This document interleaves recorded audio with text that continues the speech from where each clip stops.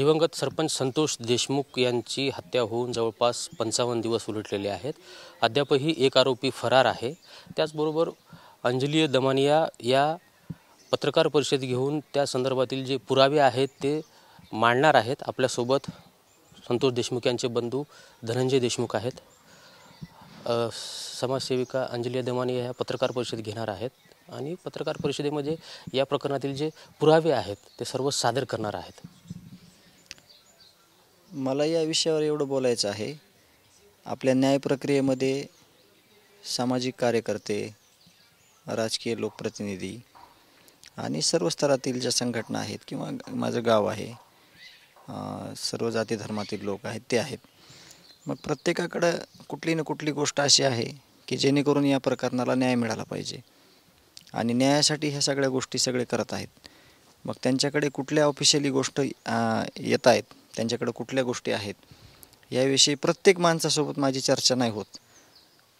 परंतु ज्या त्यांच्याकडे गोष्टी आहेत ते पुरावे सगळे असतील त्याच्यावर प्रोसेस होणार आहे. त्याच्यात काही चुकीचं असेल तर तसं पण दिसणार आहे. त्यामुळे या न्यायाच्या भूमिकेमध्ये जे लोक सगळं प्रयत्न करत आहेत सगळ्यांची भूमिका एक आहे की न्याय मिळाला पाहिजे. संतोष देशमुख यांची हत्या होऊन जवळपास 55 दिवस उलटलेले आहेत. या प्रकरणातील आरोपी जे आहेत आंधळे ते अद्यापही फरार आहेत. या प्रकरणाची चौकशी पोलिसांमार्फत, SIT मार्फत, CID मार्फत होत आहे. कुठेतरी तपास यंत्रणा कमी पडते असं वाटतं. तपास यंत्रणेला तर म्हणजे काय ते त्यांचे हात टेकलेले आहेत. पण ह्याच्यातनं नुकसान असं होणार आहे खूप मोठं की त्यांनी जर काही पुरावे नष्ट केले तर याची जिम्मेदारी सर्वस्वी यंत्रणेवर असणार आहे.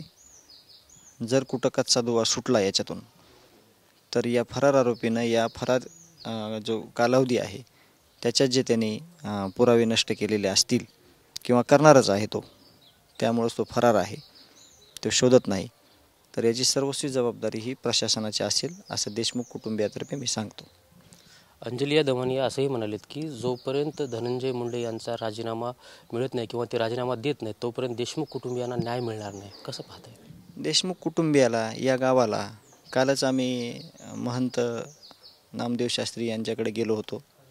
आम्ही त्यांना सांगितलं, आमच्या गावचं स्टेटस दिलं. गावाला पोलीस स्टेशनकडून, अख्ख्या गावाला पोलीस स्टेशनकडून एक प्रमाणपत्र भेटलेलं आहे. गुन्हेगाराचे जे प्रमाण आहे गुन्हेगारीचं ते 2% खालती आहे. किरकोळ गुन्हे आहेत, एकदम क्षुल्लक.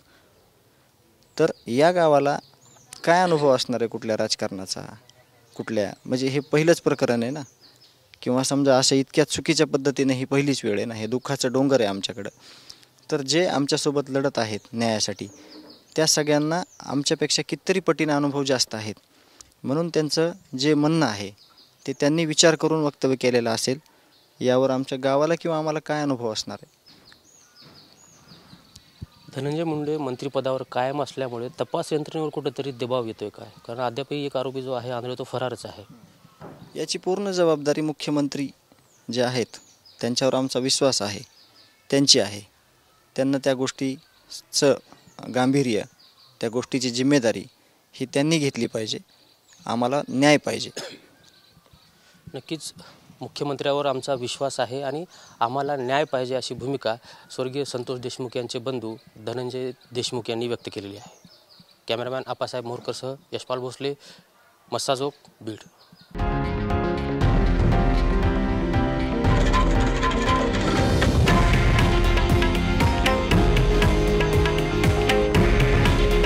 हे आहे देशातील नंबर 1 न्यूज नेटवर्क आणि आपण पाहत आहात TV9 मराठी. काळजी तुमची, हित महाराष्ट्राचं.